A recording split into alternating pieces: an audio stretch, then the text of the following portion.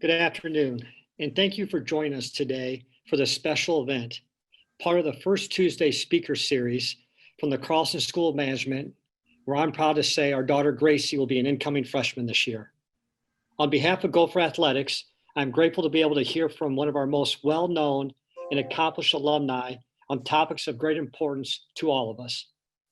I'm going to begin by telling you more about Tony Dungy, who will then speak to you about his experiences in leadership, unity, and how the Carlson School and athletics has shaped him.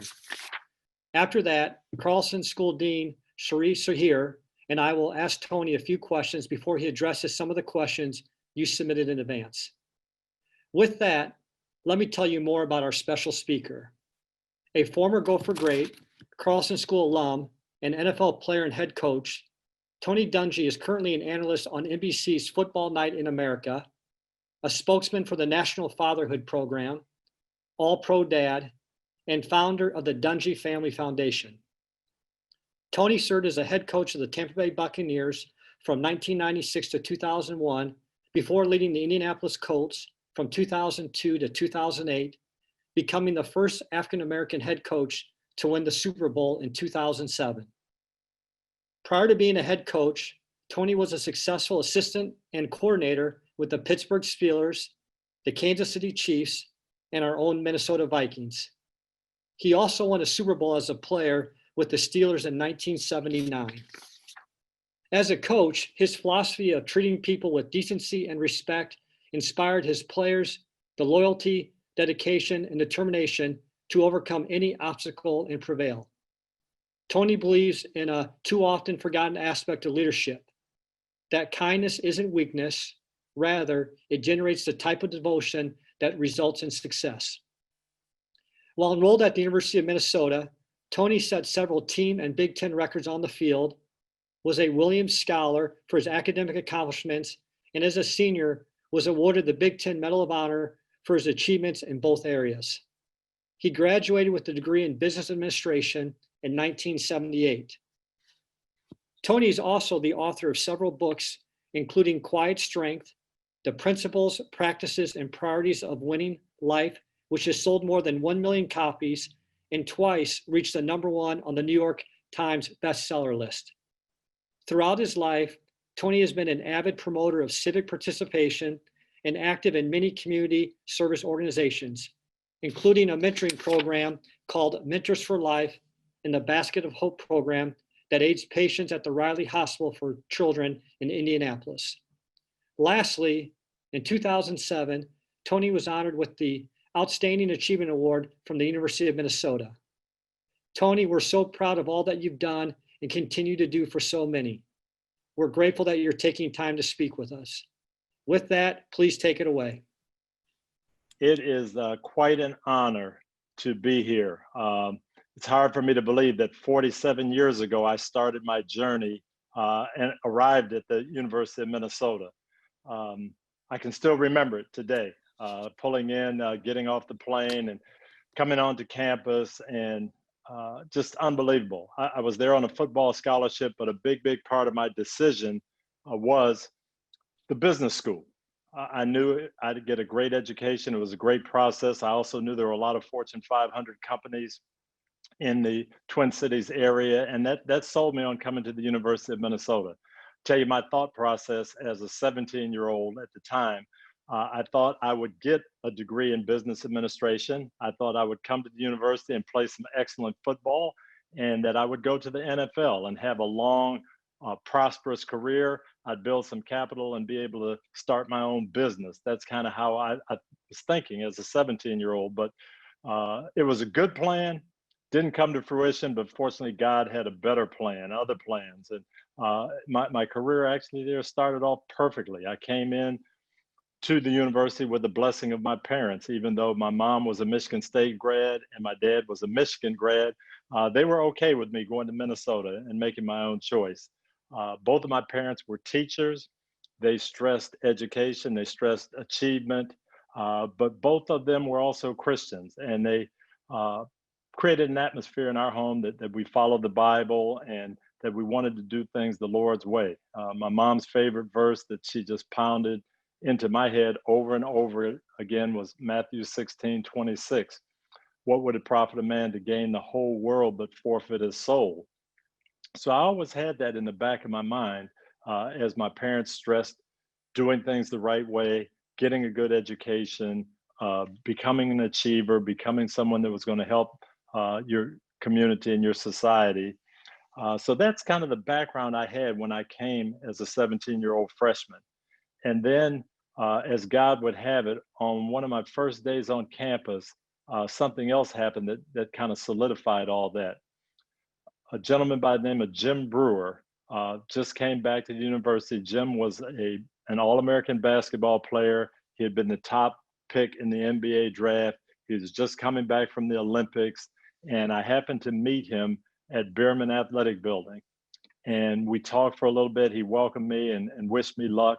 But then he said something that really stuck with me. He said, "Hey, you're going to come. I know you want to have a great athletic career, but make sure you don't shortchange your academics.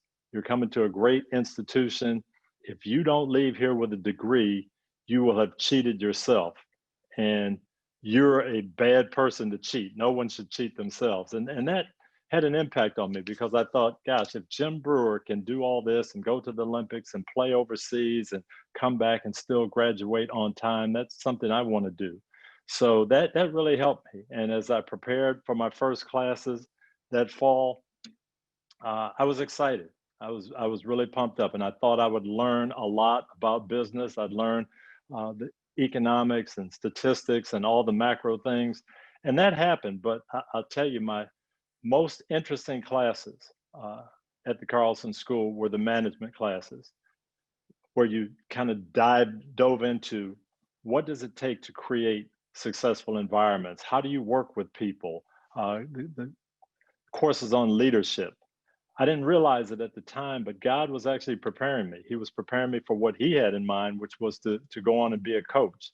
I didn't know that in 1973, 1974, but in the meantime, I had a wonderful career. I enjoyed my college life thoroughly. I did get to play quarterback for the U for 4 years, and it was great. Had some wonderful teammates. We didn't win as much as we would have liked to, never made it to the Rose Bowl, but had an awesome time. And it didn't, though, lead up to what I had hoped for. And what I'd hoped for and dreamed for was an NFL job as a quarterback. So in 1977, the NFL draft came and went. I didn't get selected. And that really led to my first big business decision that I had to make. I had an offer to play quarterback in the Canadian Football League for the Montreal Alouettes. They offered me a six-figure signing bonus, a $50,000 salary, which at that time was huge, and it was pretty much guaranteed. Then I got a call from the Pittsburgh Steelers, and they didn't need me as a quarterback. They wanted to see if I was interested in changing positions. Because I would be changing positions, they said they could only offer me a $2,000 signing bonus and $20,000 if I made the team. So I had to make a business decision. Do I take the big contract, the guaranteed money, or do I go to Pittsburgh and take my chances? And I prayed about it. And to this day, I'm still not sure why I decided to go to Pittsburgh. It was illogical. It didn't make sense. And no one could really figure out what I was doing, but something just inside of me. I said, I want to play with the best. I want to play in the NFL, and I've got a chance to do that. I have to give it a try. So I went to Pittsburgh, and it turned out to be the best decision that I could have made. I didn't know it at the time, but my life would change because of the people that I was around. And one of those people was the coach there, a gentleman by the name of Chuck Noll. Coach Noll was just tremendous. When I got there, they had already won 2 Super Bowls. He had a wonderful team in place. And I remember sitting down at the first meeting and Coach Noll saying, welcome to the National Football League. You're now getting paid to play football, so that makes it your profession. But don't make football your life. If you make football your whole life, you're going to leave the game disappointed.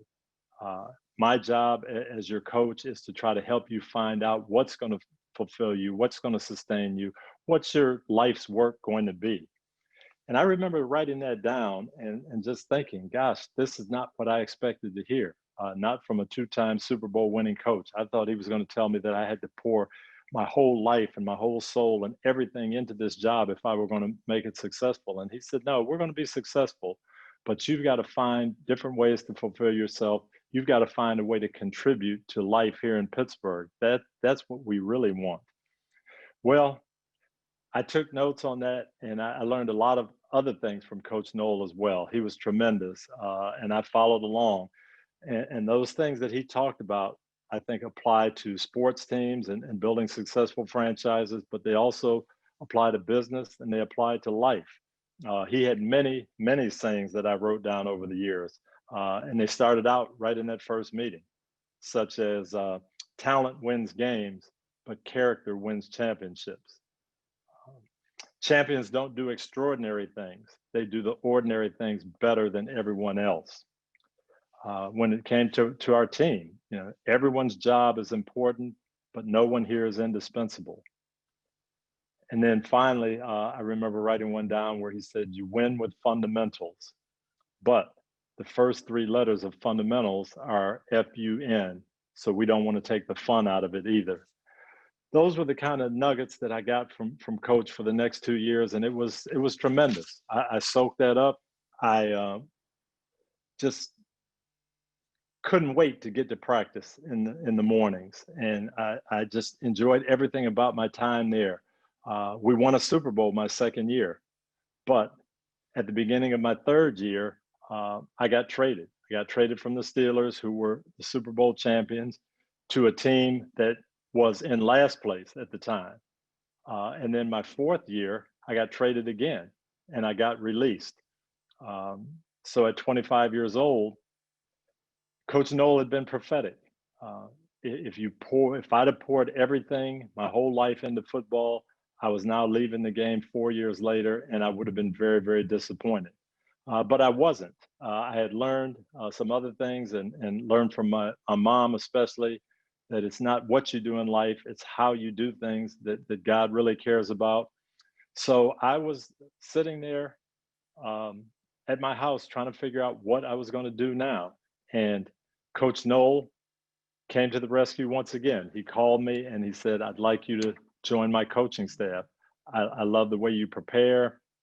I love your communication skills. I think you could be good at this job if you decide you want to try it. So I went to work on the coaching staff. I got to work 8 more years for Coach Noel, and it was a tremendous blessing because now in the 8 years on the staff, I was not just learning the what to do. When I was a player, Coach would say, do something, and I would do it because he was the boss. But now he was instructing me on why it was important to do things this way. And I learned the whys as well as the whats, and it was just tremendous. 2 things that he told me that really impacted me for the next 28 years in my coaching career. The very first day I walked in the office and I joined the staff, I told him, I said, I had not coached before. I really don't know what I'm supposed to do. What is my job? What is it that you want me to do? And he told me something that stayed with me to this day. He said, Tony, your job as a coach is to help your players play better. And it was so simple.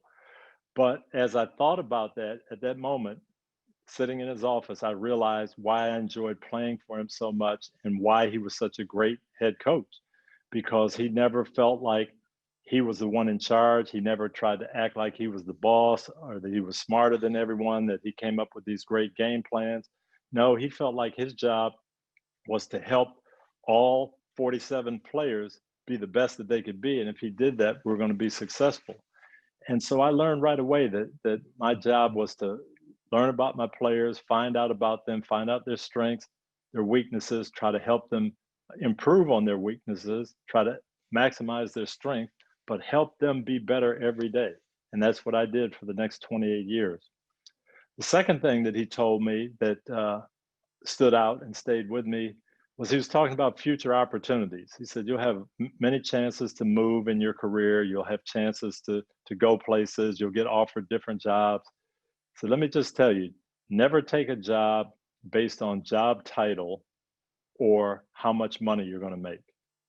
Take your next job based on who you're going to work for, who you're going to work with, and what you're going to learn. And as I heard that, I thought back to my original decision to come to Pittsburgh as a player. It wasn't based on money. It wasn't based on the position they were going to give me. It was based on what I could learn, who I could be with, and who I could play for. And I thought, man, that makes a lot of sense. So in my career, I always tried to base my decisions that way and not worry about the things that maybe the world would tell you are important, but focus on things that really are important. So those 8 years with Coach Noll launched me on the next 20 years of my life, which was getting to become a head coach. And it was a great career, something I really enjoyed. The downside of my coaching career was I never got to start my own business like I thought I'd do as a 17-year-old. But the upside is that I had a lot of fun. I enjoyed life tremendously. And I did use so many of those things I learned at the Carlson School of Business.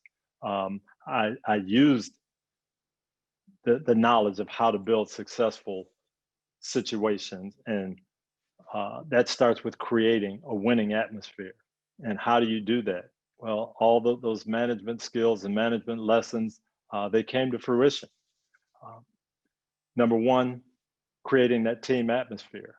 No matter what the situation is, building a place where everyone comes to work and feels like they can contribute, that the team and the team doing well is the most important thing, much more important than individual statistics, than individual pay, anything like that. How is our team doing? Sounds very easy, but it's hard to create sometimes, but that was always my focus. Secondly, having a very, very simple philosophy that's easy to understand, but one that you could get buy-in from everybody. The third thing I learned from Coach Noll that, again, stayed with me my whole career, instruction and encouragement is better than intimidation and criticism. I know football now, it's very, very popular to look at these shows like Hard Knocks and these reality shows that show a lot of coaching staffs in the face of players and just really motivating them out of fear. And one thing I learned in my career, fear is not a great motivator. Fear doesn't last long. In fact, it only lasts until that fear disappears. Then you've got to come to a different motivation. But Coach Noll was a teacher and an instructor. Another one of his favorite sayings was, pressure is what you feel when you don't know what to do. So our job as coaches was to instruct our players, to teach them what to do and how to do it. And if we did that very well, they wouldn't feel a lot of pressure. And in those big moments, they'd be able to perform. So instructing, encouraging, building people up, in my way of thinking, was always better than trying to motivate by fear or criticism. Of course, being a leader, I felt like my job was to help people. And as I moved up the ladder from a position coach to a defensive coordinator, where I was in charge of half the team, to finally the head coach, I never changed that idea, that if I could help my players be not only better players, but be better men off the field as well, then I was going to do my job and I was going to get the most out of our group. And then the last thing that I think was so important to me, maybe the most important thing in my entire career, was realizing and understanding that the goal was not just to win championships, but the goal was to also make Tampa a better place to live, to make Indianapolis a better place to live, to realize that our team and our individual players were going to be role models for so many young people.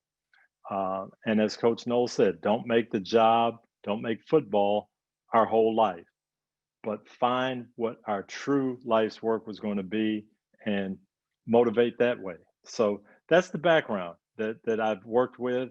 And I know we have this seminar that's really focused on leading in today's atmosphere and how do you lead in crisis and critical situations. And I know we'll have some questions on that, but I wanted to give you that background to what I believe and what shaped me as we lead into the questions. So thank you very much. Tony, I just want to say I was frantically writing when you were speaking. You didn't see me. There were so many nuggets there that I felt that I had to put down. But before I start asking Tony a couple of questions, again, I want to add my welcome to all of our alumni, our friends, and of course, all of the fans of Tony Dungy who are, have signed in from literally all over the world today, Tony. This is a huge testament to your how popular you have been with our community, as well as just your leadership, your style of leadership as you've gone forward. Well, And thank you. with Yeah, I was that, so excited. I actually got some notes from some of my classmates and other alums that, hey, I'm going to be tuning in today. So it's awesome to be with everyone. Thank you. well, thank you for being here. And I just want to, maybe kick off with, there were just so many nuggets that I've been writing down, but, I loved what your mother said about not what you do, but how you do it. But I know one of the things, and, Mark Coyle also spoke about that, was this whole idea that you believe that kindness isn't weakness. And it's rather, it generates devotion and results in success. I just want to kind of get a sense of how did you come to that understanding and how do you practice it on a day-to-day basis? Well, again, I think my training from my parents, I saw them as teachers, and I saw them really just do their best to help their students and to do the right thing and to be kind to everybody that they came across. And my mother used to say, it doesn't take any talent, it doesn't take any ability to be nice to people. That is easy to do, and we should all strive to do that. And I think my parents were some of the kindest people that I ever met, and I saw how that uh, held them in good stead. So I wanted to practice that. But as you move up the ladder in football, and I'm sure it's the same way in business, sometimes it is looked at as a negative. Oh, he's too nice. She's too nice. I don't know if they could be tough enough. And I faced that in my career. I was actually at the university, or not at the University of Minnesota, but with the Minnesota Vikings in the mid 90s. And we were doing very well. And people were saying, well, Tony Dungy might be a head coach. And I would go on these interviews and talk to owners and general managers, and I wouldn't get the job. And everybody was saying, well, you've got to show them that you can be tougher. That's the criticism of you. You're not a tough enough guy. And I remember thinking, do I really need to change who I am? Or can I just show people that, you know what, you don't have to be this caricature of a person. You don't have to be the stereotypical bad guy to be successful. So I made a point that I wasn't going to change. I wasn't going to give up my Christian beliefs. And when I eventually did get the chance, I think I was able to show people that, you know what, being kind is not going to deter you from being successful. That's fantastic, Tony. I mean, it's just, again, this realization that it's that kindness is easy, and also that leadership, there isn't just one style that works. I think that's a huge lesson as well. And, thanks for sharing that. You know, I'll give you one other story on that. I was interviewing with an NFL team, and Mhm. the interview was going really well. And the owner asked me the last question. He said, well, I've read about you. I know you don't use profanity. I hear you don't raise your voice much. We've got a high testosterone group of guys here. How in the world are you going to get them under control? And I said, well, probably the same way my dad did. I'm going to show them that I really love them, that I care about them, that I know what I'm talking about. And I think we'll develop this mutual respect and feeling for each other that, you know, they'll want to follow me. And the guy looked right across the table at me and he said, I don't think that'll work in the NFL. And I didn't get the job. But years later, when I was a successful head coach, that gentleman came back to me and he said, you know, I didn't think that could work, but you showed me that it can. That is fantastic. Also, I mean, your recommendations that don't look for position or salary, but figure out who you can learn from and what you can and who you're going to be working with. I mean, that is such great advice to our to our students who are going out into the into the world as well. So thank you for that. Yeah. I have a slightly sort of maybe a question for these times. I mean, whether you like it or not, Tony, you are a huge, huge, huge role model to lots of young people who are coming through college, and particularly to our, Black students and underrepresented minority students who are, I mean, it's heartbreaking, but they're hurting at this time. And we are all hurting, but they're hurting particularly badly. And I want to just ask you, what advice would you give us? All of us who work with students from maybe underprivileged backgrounds, but also, underrepresented minorities, Black students, we are trying to sort of make them be the best that they can be, as you have done all your coaching life. And what advice can you give us as, as teachers, as people who, and, many of our alumni are employing these students in internships and so on. So what advice would you give us on how best we can support our college age students, and particularly our Black students? Yeah, I think the biggest thing for all students, but particularly the minority students, is to keep encouraging them and keep talking about possibilities. That's one thing I remember from my dad. He always used to say, don't let anyone else define you. You decide what you want to do, what you can do, and don't let anyone tell you that you can't. My dad grew up in the segregation era, and I remember him telling me that he wanted to enlist in the Air Force in World War II, but the Air Force was segregated. And he said, you know what? We had to teach ourselves to fly. So he went down to a small little outpost in Tuskegee, Alabama, and became one of the Tuskegee Airmen, because he was not going to let anybody say you can't do something. So I would say that's the biggest thing. Don't be defined by society. Don't let anybody else tell you what you can do. The sky is the limit, especially you put your faith in the Lord and say, you know what, God, you take me where I'm supposed to go. What a great message, Tony. I hope, all our students get to hear it. It's just, it's really, truly, truly inspiring what you're saying about don't let anyone else define you, just define yourself, and don't let others set your boundaries. And that is, I think, fantastic. Yeah, and we don't know what's going to happen. When I was a student at the University of Minnesota, there were 0 African-American coaches in the NFL. So I couldn't sit there and look and say, well, that's my role model. I'm going to be a head coach because this guy is or that guy is. But 10 years later or 15 years later, I needed to be ready, and I needed to have my credentials in place. And because I did, I got the opportunity. So again, don't let the world tell you what you cannot do. That is fabulous advice. Well, thank you for that.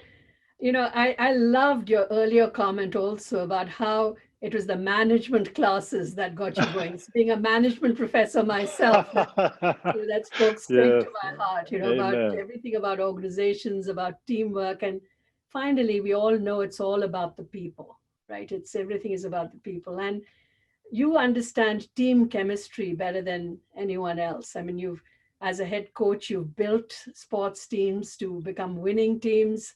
And, the whole idea of teams is so relevant in business settings as well. What lessons do you think you can share with us from your experience of managing teams? I think the biggest lesson I learned, again, was from Coach Knoll, where it was not just to get a collection of talent, not to get the best parts and put that all together, but get people working together. And the best individuals aren't necessarily going to be the best team, but how can we get everybody to buy into what we're doing, to put your individual goals below the team goals and come together? And I just would always preach that we can't look at it as if I'm the most important one. We've got to be together and unified. And if we are, we'll be successful. And that's really important. Everybody's job is important, but nobody's indispensable. That's again, great advice. I mean, that the team is more than individuals, and, that I think you have to also select for people who are willing to be team players. That's such an important part of the of business teams as well. I think that's a great lesson. And finally, I think this is a time when with the pandemic on and everything else that's going on around us, there's so much uncertainty, and I think people are feeling really stressed out about all this uncertainty and how we're going to get through this, and and all of the adversity that people are facing as well, economic adversity, health adversity, and I'm just a perfect kind of storm, if you will. How I know you've been through adversity, and and you gave us some examples of how you kind of made things didn't work out quite the way you thought they would. So what helped you pivot? What made, what would you again suggest for people who are trying to tackle these kinds of challenges at this time? Probably two thoughts. Number one, don't spend a lot of time worrying about what you cannot control. Focus on the things that you can control and do those the best you can. That's going to be the number one thing that you can do to make things better. And then secondly, again, I go back to my faith, that you can't just look at a situation and say, oh, because we're unsure, or because we're going to be online school this year because of the pandemic, that's going to make everything terrible. Well, no, not necessarily. How can God use that, and how can we move forward and have faith that it's still going to be okay? All the disappointments that I had ended up leading me to something better than I would have thought of. And that's, I think, the way we have to approach it. Again, terrific lesson, Tony. And I really appreciate your deep spirituality and your, and the faith that things, that everyone is working to try and make things as good as they can be. And that's certainly true at the university and at the Carlson School. We are trying to give our students the very best experience, no matter what. So I think at this point, maybe I'll turn it over to Mark. I know he has some athletics questions, which I'm not I didn't think I was qualified supposed to ask, get so- athletic questions. I thought this was a Carlson Business School, but we'll take some. Yeah. Yeah. Well, hey, Coach, it's so great to hear you and your thoughts and your experiences. And as we shared before the call started, the last time I saw you were on the field recognizing you when you're inducted to the Hall of Fame. And you were so touched by that moment as the Gopher faithful gave you that standing ovation. And obviously, the impact that you've had with Carlson, with our campus. And I hope you know how appreciative we are of how you represent Carlson School of Management and our athletic department, our university. And, my question for you is the first one is, selfishly, I remember when I was at the University of Kentucky as the deputy athletics director, the number 2 person. And then I made that transition to become the athletic director at Boise State, my first job. And I tell people that I went from being the most popular person in the athletic department when I was the number 2 person to becoming the AD. And now all of a sudden you're the one getting tackled. Walk us through your thought process when you made that transition, because you were a successful assistant coach, successful coordinator. And then when you made that transition to the head coaching job at Tampa, walk us through some of the lessons you learned during that transitional period. Well, one of the things I learned is you can never be fully prepared. You think, hey, when I become the athletic director, when I become the head coach, I'm going to do this, this, and this. I've got a lot of training. I'm going to have everything together. Well, things always come up that you didn't expect. And so realizing that you're not prepared for everything, you don't have all the answers, I think that's the number one thing. And then number 2 is, who are you going to rely on? I think a lot of times when we move up, we feel like, okay, I've got to be the one who's out front. I've got to be the voice. I've got to make the decision. And we kind of shut out people that can help us. The Bible talks about having many wise counselors. And I'm in total belief in that. Some of the best people that I've been around are the people that could listen the best and take in all the information, still make the decision, and still, be the one that's going to put their stamp on it. But you know what? I'm gonna get input from a lot of people and not just make these decisions on an island. Yeah, well, great answer. And Coach, I really respect when you talked about, obviously when you're in the NFL, the goal is to win that Super Bowl. And you felt in your heart, your goal is to make Tampa a better city, to make Indianapolis a better city. And there's no doubt you impacted several people on your staff who became head coaches, whether it be Mike Tomlin, Herm Edwards, Coach Caldwell. How did you prepare them when they were working underneath you? What skill set did you try to pass on to them so when they made that transition to become a successful coach, that you felt they were prepared as much as they could be? Again, I thought that was really important, Mark. Coach Noel always talked about your job is helping people be better, helping your players, but also helping your staff be the best they could be. And I tell you what, I learned that from Denny Green. When I was with the Vikings, those 4 years, Denny Green poured into me. he knew that I had a chance to be a head coach. He let me in on some of the meetings that normally an assistant coach wouldn't be in. He explained some of his decisions. Hey, here's why I'm making the quarterback change. What would you do in this situation? He allowed me to do a lot of press conferences where some head coaches would say, no, I want to be the voice and I want to be the only voice we're hearing. Well, he knew at some point I was going to have to do press conferences. So he gave me that opportunity. I couldn't thank him enough for how he built into me. And so when I became the head coach, I wanted to do the same thing. When I recognized that there were guys with leadership skills, I wanted to allow them to be the leaders and to help them develop that and help them grow. So it was very, very intentional. And one of the things that I'm proud of, that lineage of guys who have gone to Super Bowls and done well. Yeah, well, again, it's a great testimony to your leadership and your philosophy and how you treat people with respect and kindness, and again, pay it forward, which is just a great tribute to you and how you manage your personal and professional career. And I know they're very grateful for the work you've done with them. And I know we have many people who have questions, so I'm going to turn it over to Amy. And Amy, if you'd like to start to ask some of the questions that our listeners have, and I'm sure Coach would be happy to take those on and provide further wisdom for all of us. So Coach, thank you for your comments, and I'll turn over to Amy now. Yes, thank you. Coach, we have so many questions for you today. So we're going to start with one that's been pretty popular. What is the most difficult decision you've had to make in your career, and how did you approach that decision? Wow. Yeah, I'll tell you the toughest decision I had to make, and probably one of my only regrets of my career, early on in Tampa, we had a good season going in 1999. We were one game away from the Super Bowl, and we lost the game 11-6. And our owners were very, very upset at our offensive coordinator, Mike Shula, and they said, we need to fire Mike Shula. If we'd have scored one touchdown, we'd have been in the Super Bowl. And I knew it wasn't Mike's fault. He had done a great job. He'd done everything that I asked, and I wasn't going to do it. I just didn't think it was right. But then I had the option, or what could happen in that situation, the owners could fire all of us, and then we'd have the whole staff out of a job.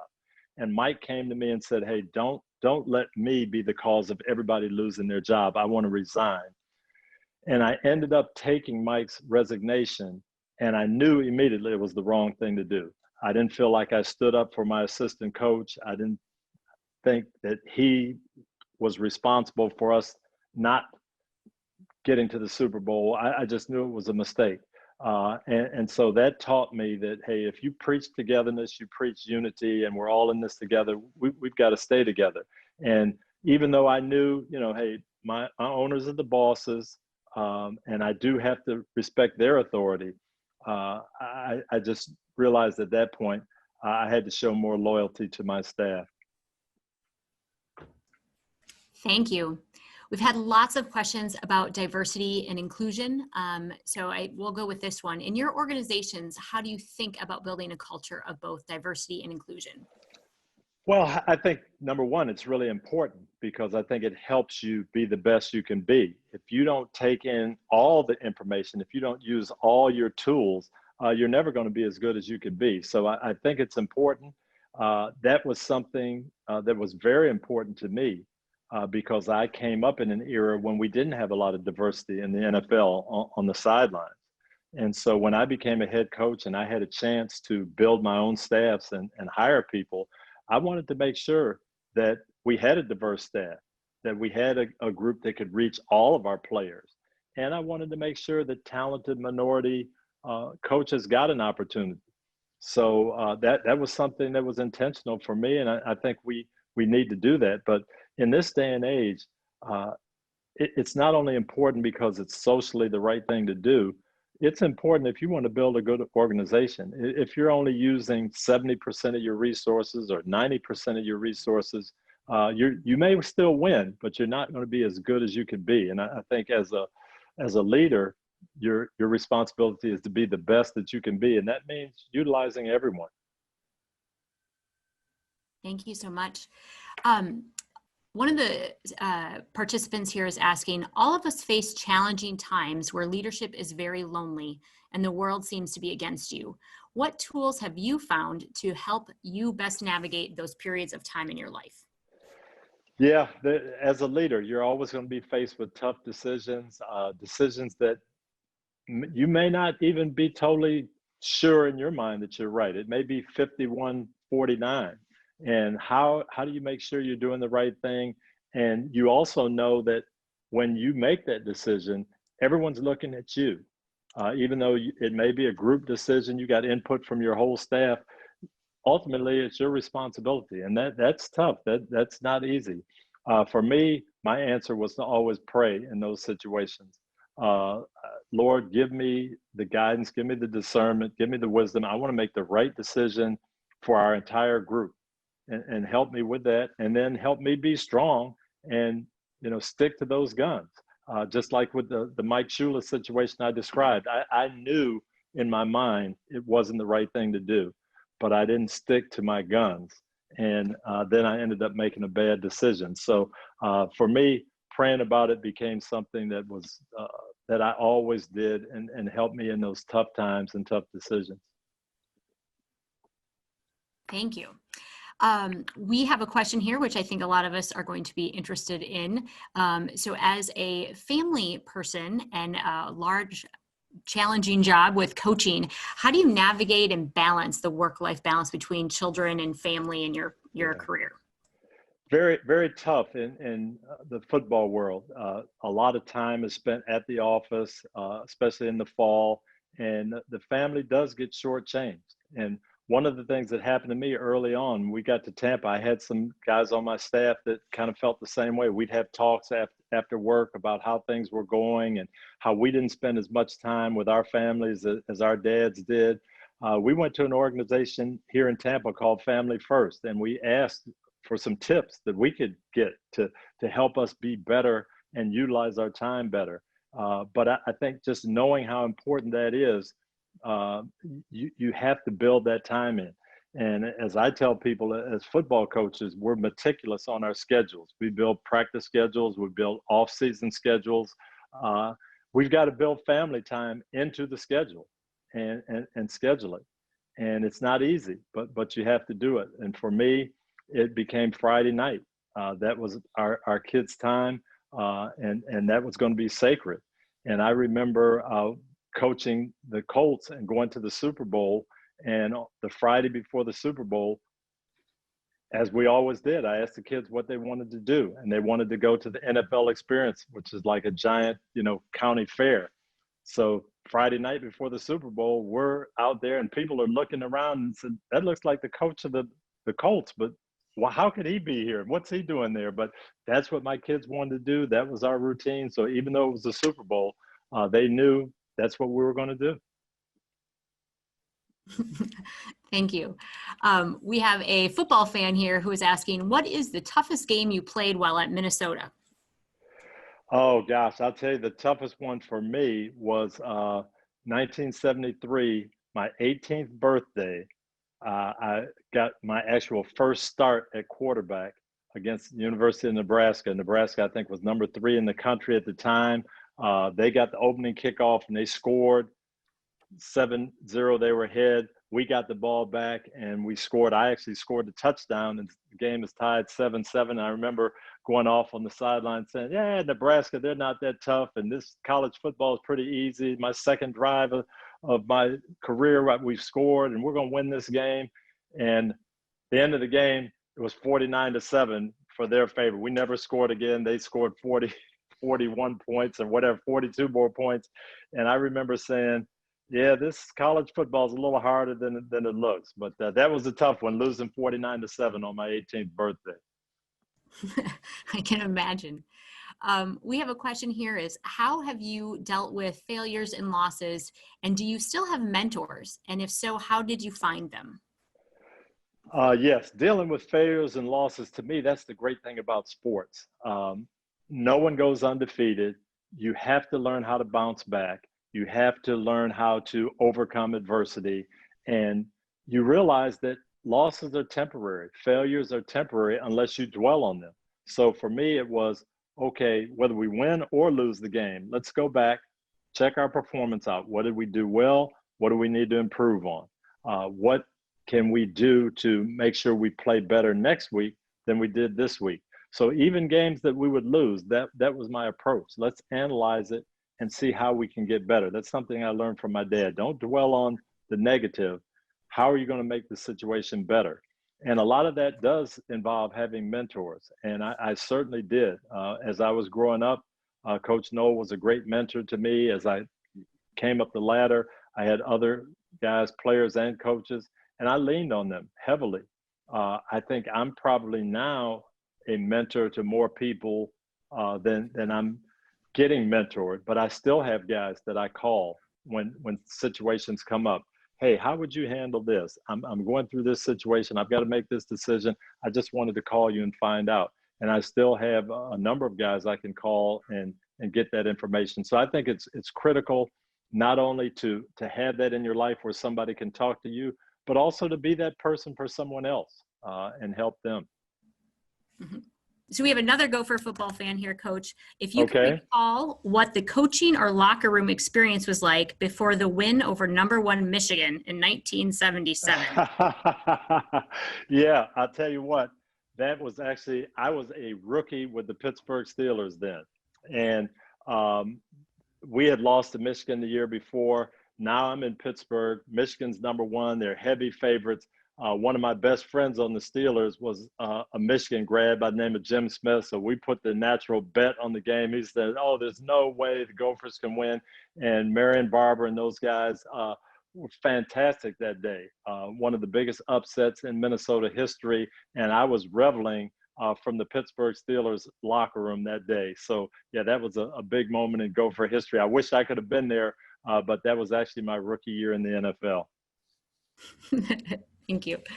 Someone was asking about bringing politics into professional athletics, football or NBA. What is your perspective on that, is the question. You know, I think I'm not one that shies away from that. I think talking politics in any setting is fine. And you just have to do it in a courteous, professional way. People say don't bring religion and politics into your workplace. I disagree with that. As a Christian, I'm going to be that way. I'm going to represent Jesus Christ everywhere I go, whether it's in my business, on the football field, off the field, at home, doing a Zoom call like this. That's going to be who I am.